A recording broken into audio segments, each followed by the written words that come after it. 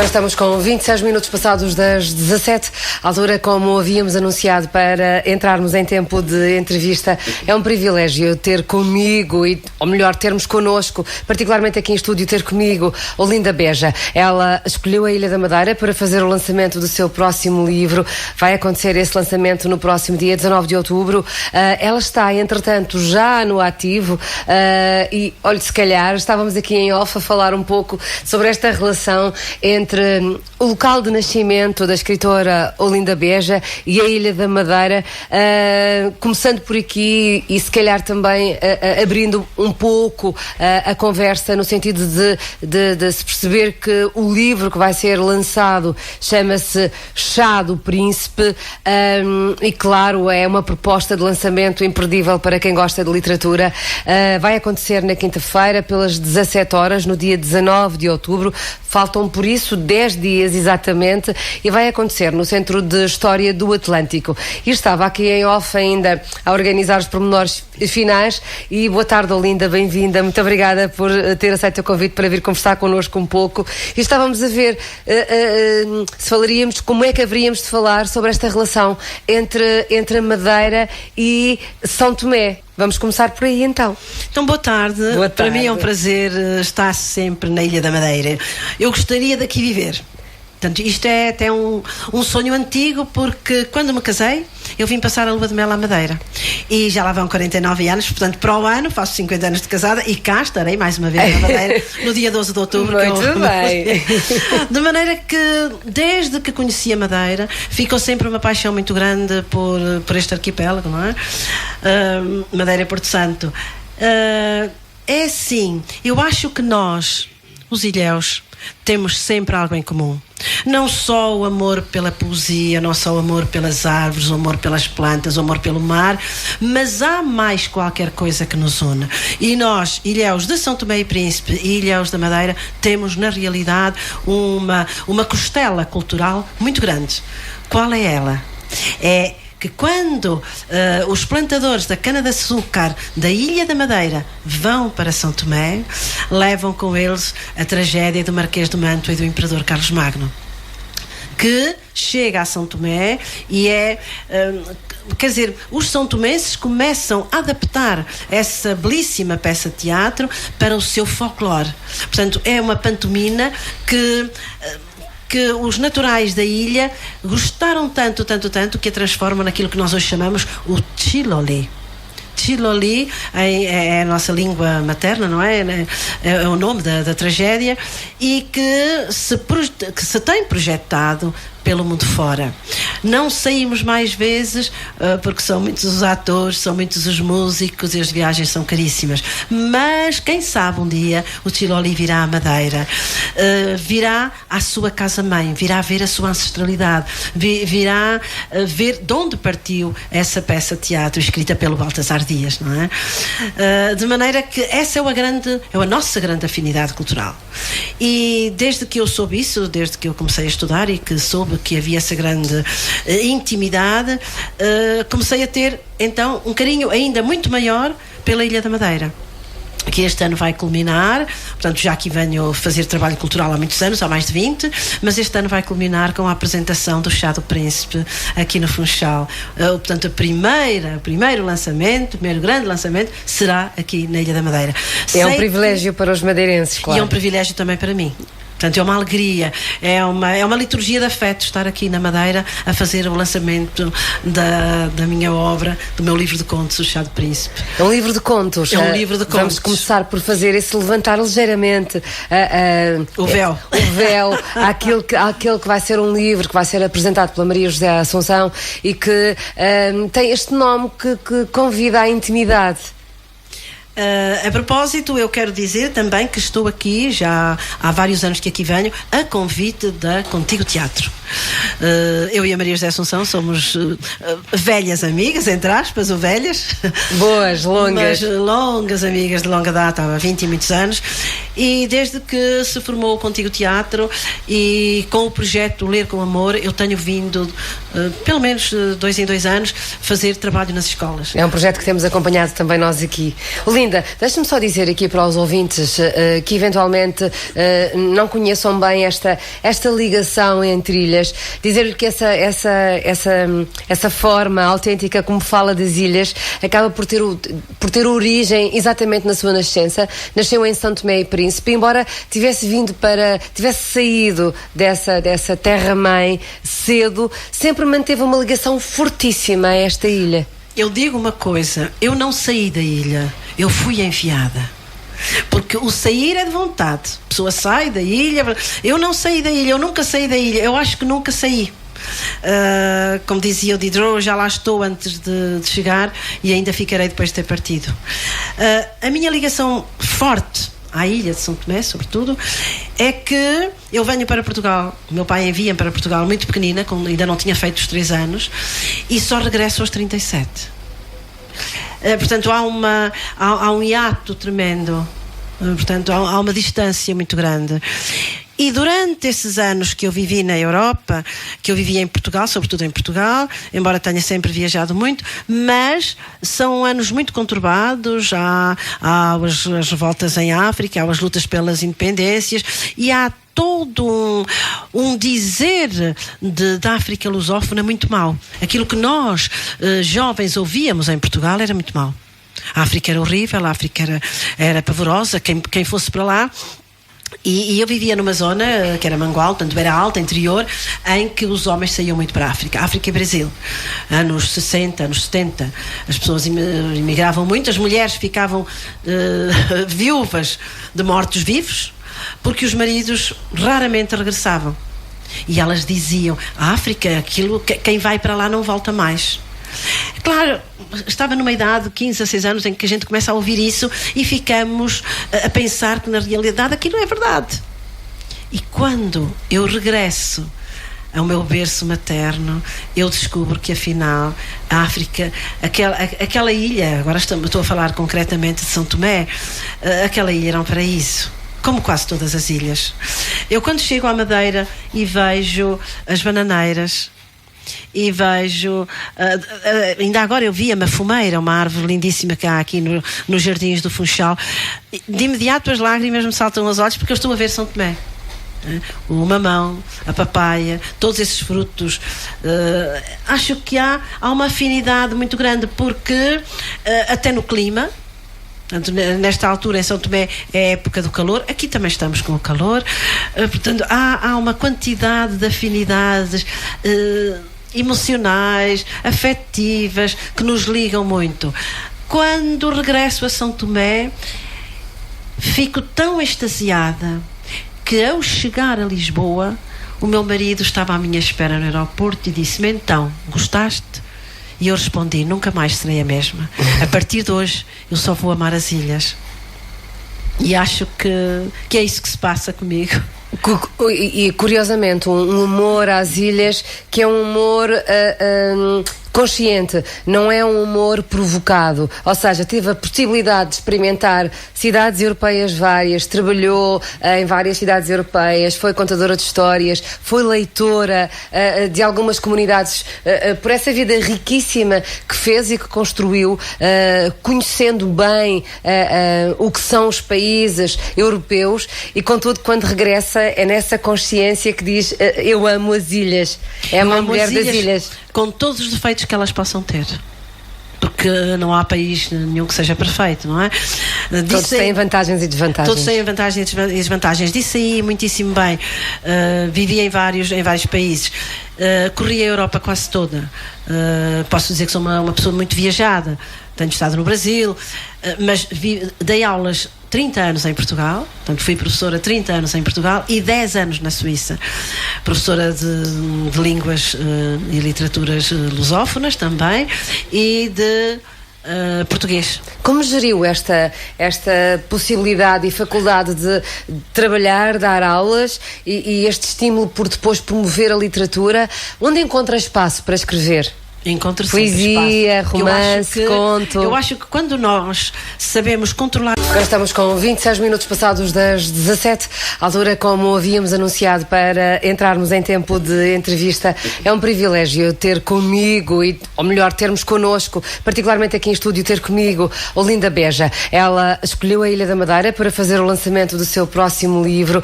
Vai acontecer esse lançamento no próximo dia 19 de outubro. Ela está, entretanto, já no ativo.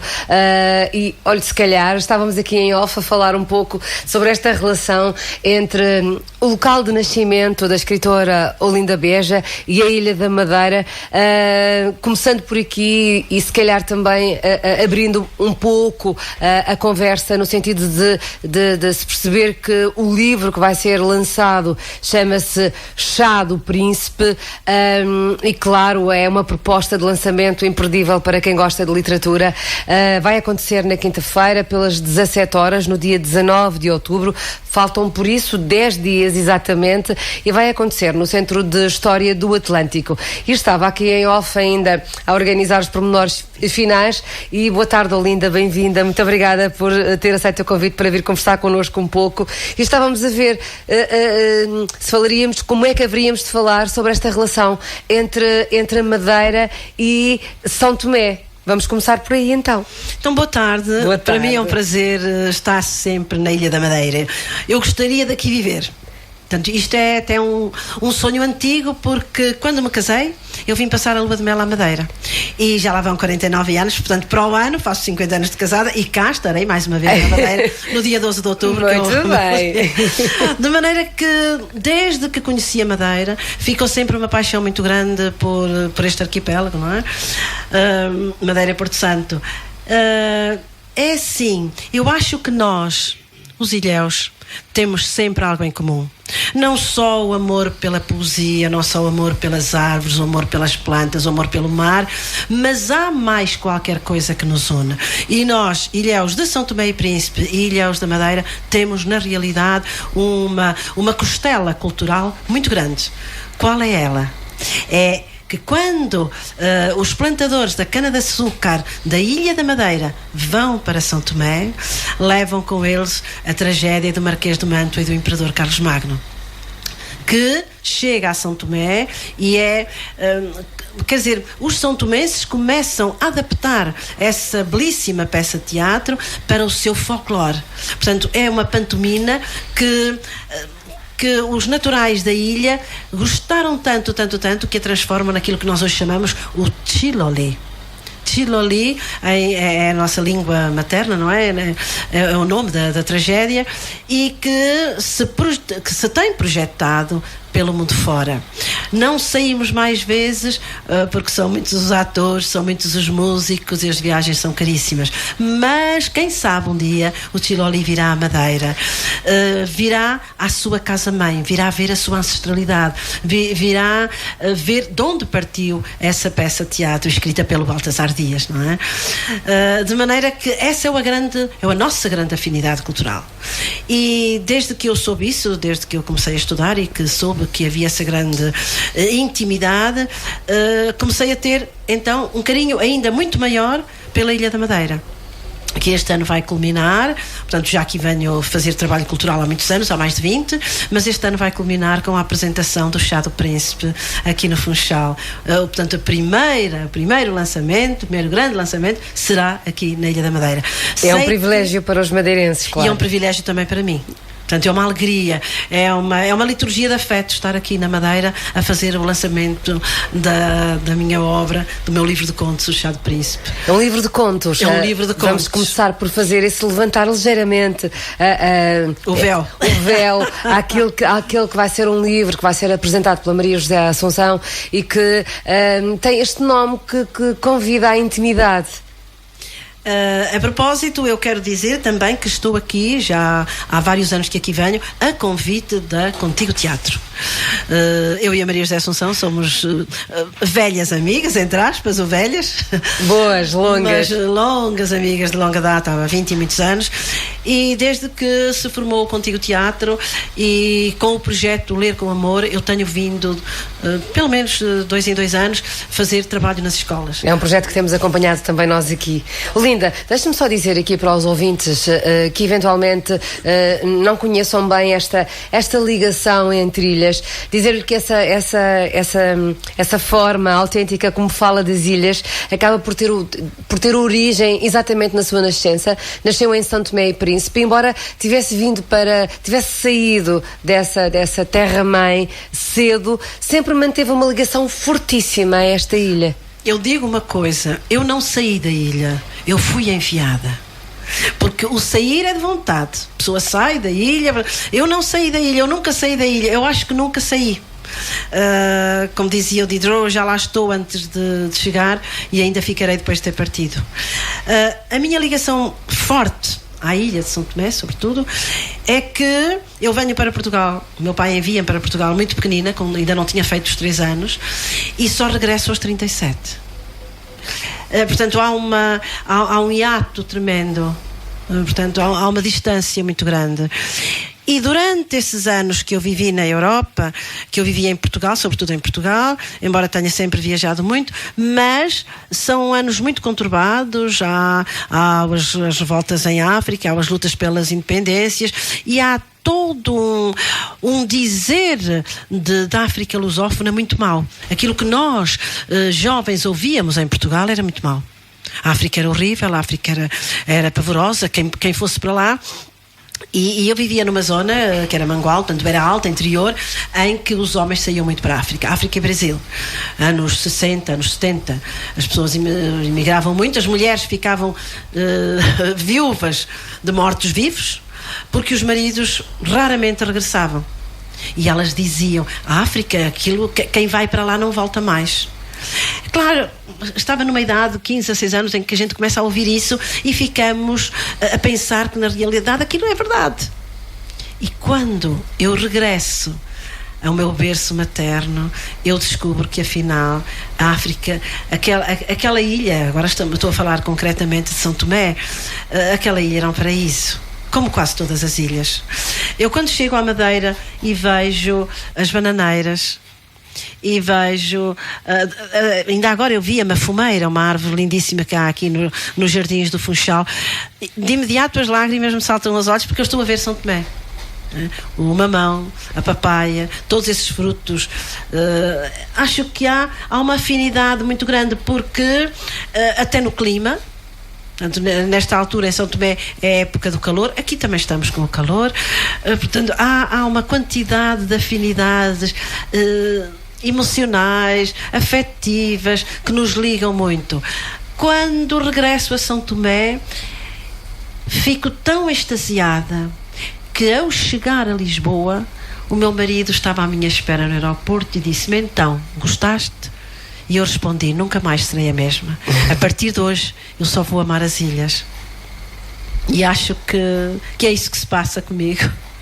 E curiosamente, um humor às ilhas que é um humor consciente, não é um humor provocado, ou seja, teve a possibilidade de experimentar cidades europeias várias, trabalhou em várias cidades europeias, foi contadora de histórias, foi leitora de algumas comunidades, por essa vida riquíssima que fez e que construiu, conhecendo bem o que são os países europeus, e contudo quando regressa é nessa consciência que diz, eu amo as ilhas, é uma mulher das ilhas. Com todos os defeitos que elas possam ter, porque não há país nenhum que seja perfeito, não é? Todos têm vantagens e desvantagens. Todos têm vantagens e desvantagens. Disse aí muitíssimo bem. Vivi em vários países. Corri a Europa quase toda. Posso dizer que sou uma pessoa muito viajada. Tenho estado no Brasil, mas dei aulas 30 anos em Portugal, portanto fui professora 30 anos em Portugal e 10 anos na Suíça, professora de línguas e literaturas lusófonas também e de português. Como geriu esta possibilidade e faculdade de trabalhar, dar aulas e este estímulo por depois promover a literatura? Onde encontra espaço para escrever?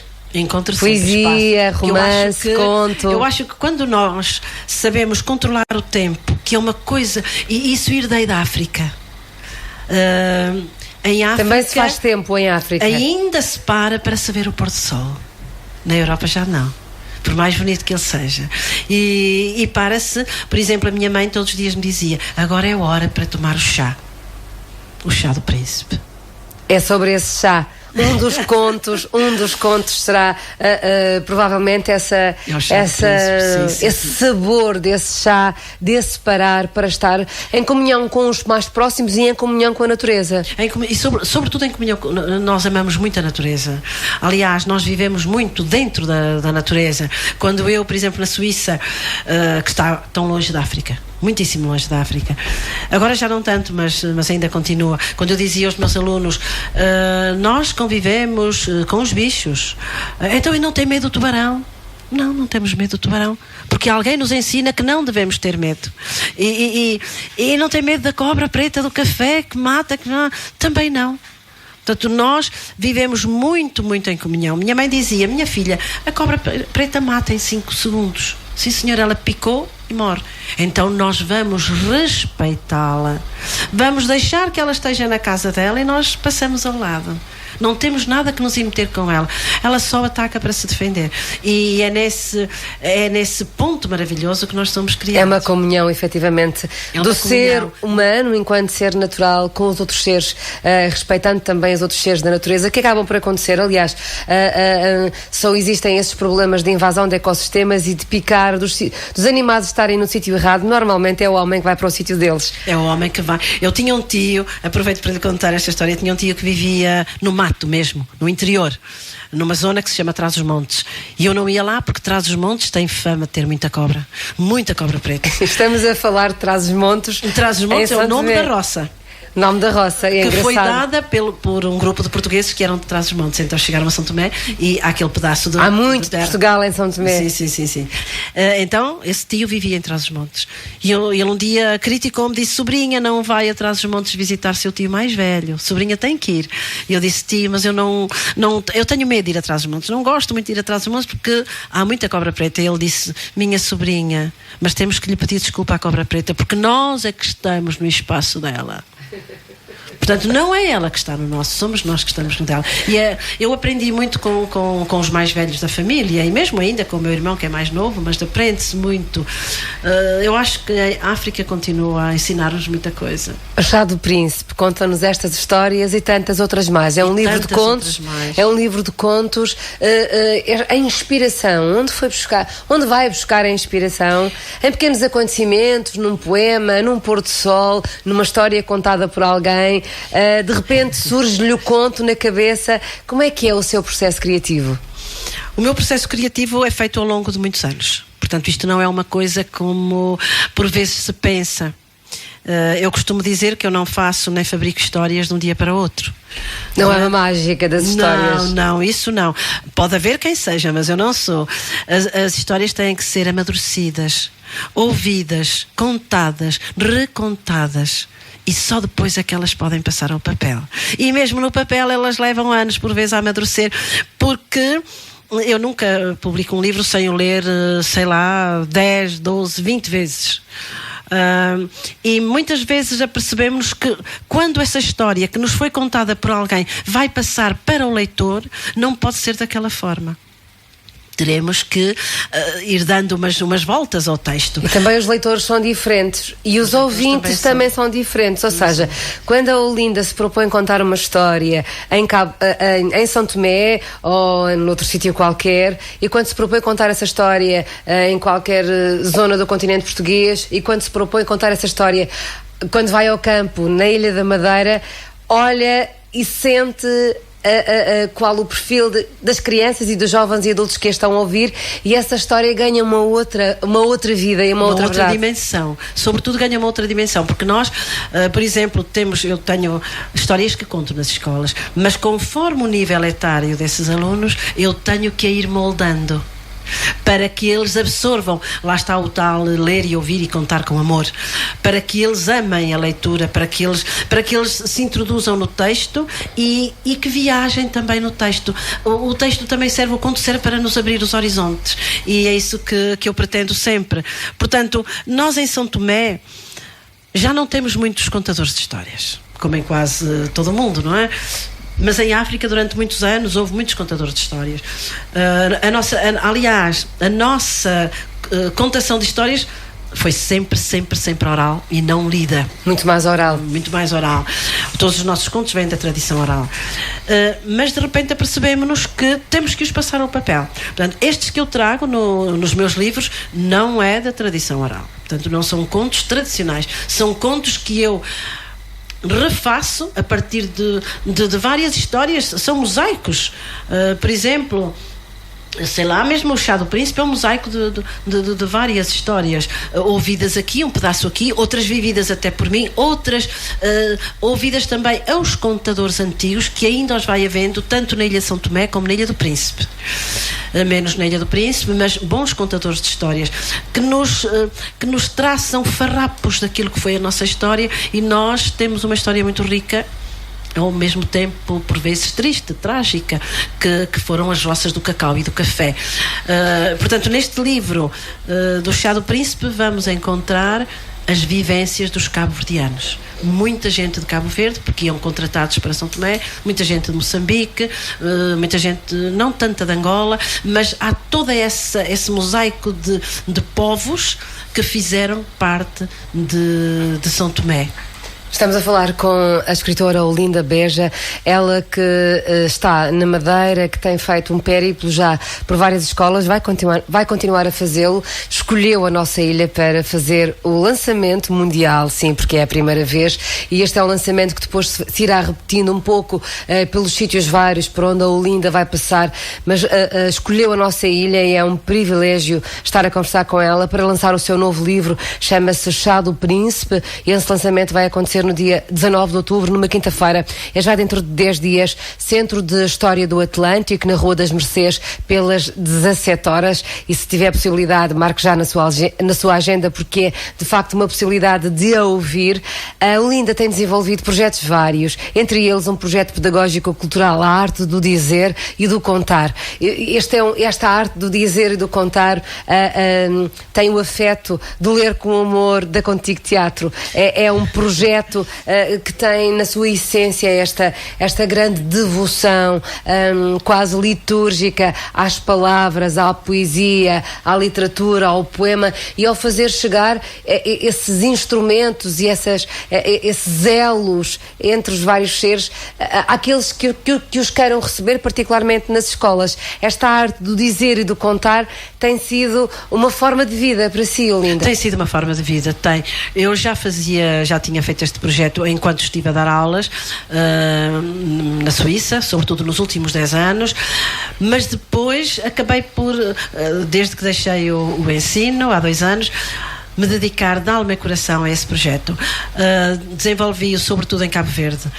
Foi uma maravilha, estive durante 17 dias com o meu músico, como eu costumo dizer, que desta vez não veio, mas virá em abril comigo, que temos aí outro projeto para fazer, com o Filipe Santo, e fomos para Cabo Verde, e foi de tal maneira lindo, profícuo, as pessoas gostaram tanto. Foi dirigido sobretudo para os professores, para que eles o transmitam também aos seus alunos. Filo também na Ilha do Príncipe, que eu chamo sempre esta ilha à baila, como eu costumo dizer, porque nós, quando falamos em São Tomé, por vezes esquecemos de dizer São Tomé e Príncipe. E a Ilha do Príncipe está muito isolada, embora seja Património Mundial da Biosfera.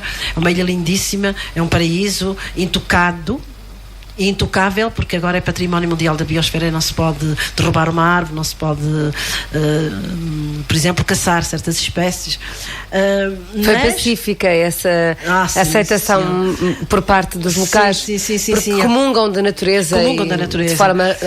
Mas, apesar de tudo, está muito isolada. São 6.800 pessoas, não chegam a... Daí a necessidade de divulgar, Olinda. Daí a necessidade que eles têm, que nós vamos até lá e que lhes possamos transmitir os nossos saberes, que também são poucos, não é? As suas histórias estão gravadas? É sim. Ou esse é um projeto a curto, médio prazo? É um projeto a curto prazo, eu e o Filipe fazermos isso, porque na realidade, por vezes, há necessidade até de se mostrar isso aos professores, de mostrar, sobretudo aos professores, eu falo em professores, porque nós professores, e agora falo na minha vertente profissional, precisamos na realidade saber como lidar com os alunos no momento atual que é tão difícil. Apesar de eu dizer, aqui na Madeira eu encontro os alunos maravilhosos que nos escutam muitíssimo bem, mas no continente já é diferente, noutras escolas já é diferente, e portanto os professores precisam de algo que também os motive e os leve a chegar ao coração do aluno, porque acho que aquilo que está hoje longe é o coração, não é mais nada. É poesia, está puro aquilo que vamos ouvindo aqui, juntamente com Olinda Beja. É mesmo isso, é o ser humano na sua autenticidade que é preciso resgatar de uma sociedade que está bastante desligada de si própria, particularmente no que diz respeito às várias faixas etárias e também às crianças. Olinda, aliás, desculpe, diga. Aliás, eu tenho um conto que se chama Maria Cambuta. E eu ia-lhe pedir outra coisa, mas conte-se. Conte-se. É muito grande. Não, um pouquinho. É um pouquinho. Então eu posso fazer um resumo. A Maria Cambuta é uma jovem que vem de Angola, portanto, filha de contratados. A Cambuta significa é uma pessoa baixinha, pequenina. Ela foi sempre baixinha, pequenina, magrinha. Portanto, os são tomenses, os ilhéus, gostam de mulheres muito gordas, muito fortes. Pronto, isso é outra história. Depois, isso é outro conto. Não, é o mesmo conto, mas depois eu vou resumir. No dia do lançamento, no dia da apresentação, será divulgado então o conto todo da Maria Cambuta.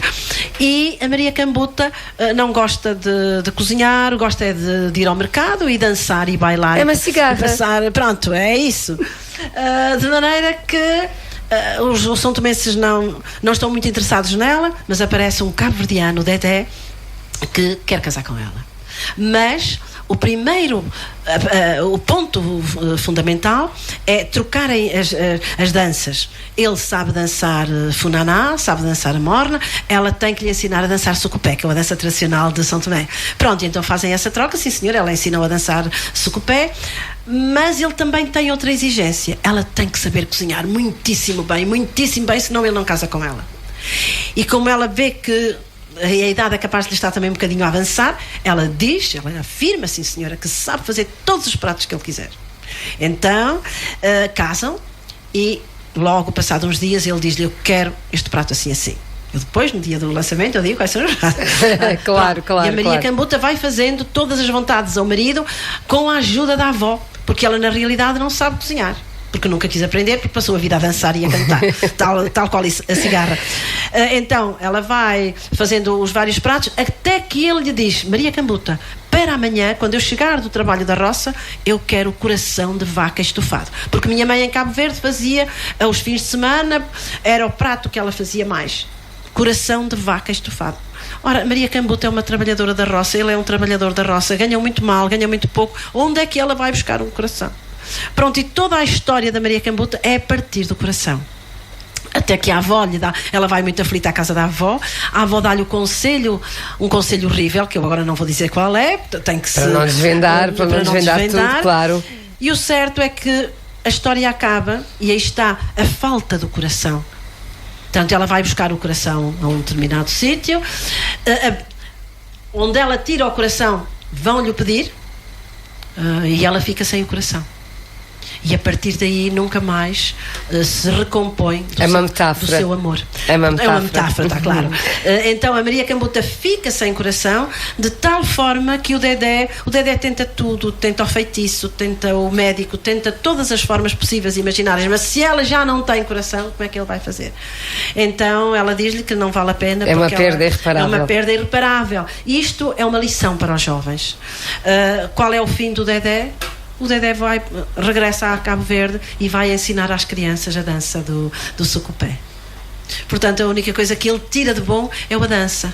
porque o resto perdeu-se tudo. E é isso que eu quero fazer chegar, sobretudo ao coração dos jovens, dos mais jovens, que a nossa falta neste momento é a falta de afeto. Linda, estamos mesmo no fim, estamos a cerca de 10 minutos do seu horário. Ficávamos mesmo aqui a tarde toda a conversar, é verdade. Mas não queria deixá-la ir embora sem fazer referência a essas roças do cacau que marcaram tanto a vida dos africanos, particularmente das ilhas.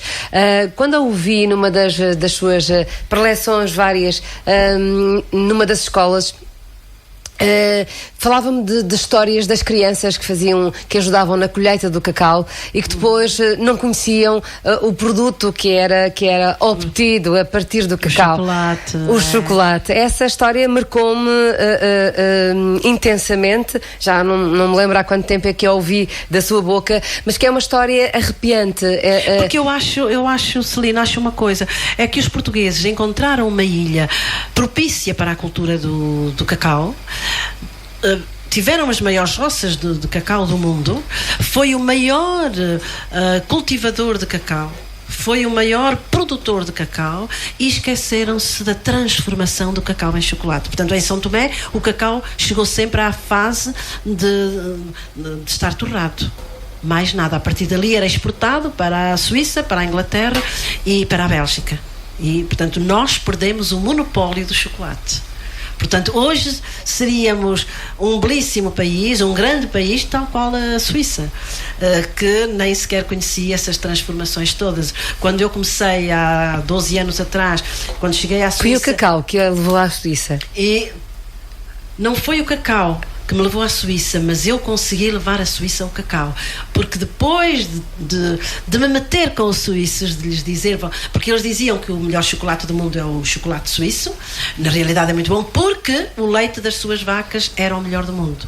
Eu disse, mas falta-vos o produto principal, a matéria-prima, que é o cacau, e aí isso vocês não têm. Isso tenho eu na minha terra. E foi de tal forma, e havia o marido de uma colega que era suíço, foi de tal forma que, felizmente, hoje temos um cônsul da Suíça em São Tomé e Príncipe. Linda, eu ficaria a conversar consigo o resto da tarde, mas não consigo mesmo. Vamos, quem sabe, teremos oportunidades várias ainda de voltar a conversar, à volta destas histórias, que são histórias que marcam não só historicamente, mas também em termos de identidade, não só a Ilha de São Tomé, como a Ilha da Madeira, como esta relação entre os portugueses e a África, que é uma relação fortíssima, que vem espelhada com motivos bons e menos bons ao longo da história, mas que no seu caso tem sempre este sabor, este afeto particular de quem conta histórias e de quem vai circulando por nós com um poema na boca, porque tudo aquilo que vai contando no fundo termina as suas expressões com pura poesia, e é dessa poesia que se vai falar também e que vai falando também ao longo das suas idas às escolas, como está a acontecer agora já na nossa região, e é disso que vai falar, por certo, também quando no dia 19 apresentar o seu livro novo pela primeira vez na nossa região. E eu queria pedir-lhe um poema, um fecho de conversa com um poema que queira escolher para brindar os nossos ouvintes. Diogo Nunes é praia que tem saudades no ventre, ondas altas, ondas baixas, tão longe a minha África, tão longe. Ah, mas se eu pudesse ser vento, ou nuvem, ou gazela, eu correria noite e dia eu correria, e correria noite e dia, e em cada porto eu diria, já ouço o cantar do Ossobô, e o batuque das crianças pela manhã, e as vozes das mulheres no mercado, coplagando Eva do Panhão. E lá vai minha mãe, minha doce mãe, da qual ia a cabeça a caminho da roça. E fomos de mãos dadas ver o mar, a artéria principal da minha infância. E fizemos até aventuras e loucuras nos fundões das noites tropicais. Fundão é uma dança. Fundão, meu Deus. Gemem os pinheiros na floresta, hirtos, esguios, indiferentes.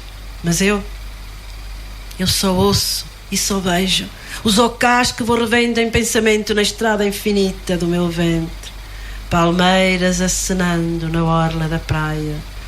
Mas a água vai sempre escorrendo nos meus olhos para o mar de Diogo Nunes. Tão longe a minha África, tão longe. Só dizer a todos os ouvintes que este foi um poema dito, sem recurso a nenhum formato de papel para ajuda, logo todo ele fazendo parte do corpo, da voz e da emoção de Olinda Beja. Obrigada, Olinda. Até uma próxima oportunidade. Eu é que agradeço.